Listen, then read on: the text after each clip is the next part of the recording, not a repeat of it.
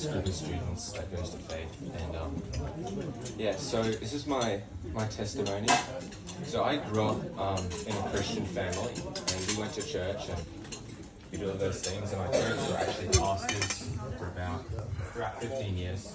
So a good amount of time. I was a pastor's kid, a good little church kid. But as I got older, and as I went into high school, I began to really doubt God, because I'd never seen him actually do anything really in my life. He was just I went to church and I did all these things I was told to, but I didn't really understand what it was all about or anything like that. And it took me a while to be able to understand, as Sebastian said, that God is actually real. And an experience that helped me realize that was, so I had chronic fatigue for a couple of years. So I was waking up probably 3, 4 in the afternoon, consistently every day. I didn't have enough energy to do, I would get up, eat, and go back to bed, and that was all I could do for the day. And I had crippling social anxiety. I couldn't go out. Something like this would be the stuff of nightmares for me back then.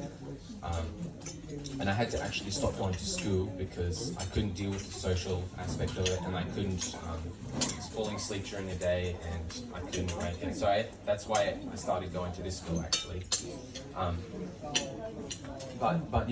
So we moved churches. That's a whole story in itself, but I'll skip past that. We moved churches, and I started going to this church called Glory City. Dad dragged me along to a meeting.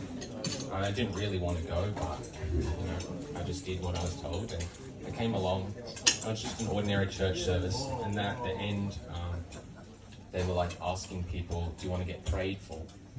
Want to get prayed for any specific things?"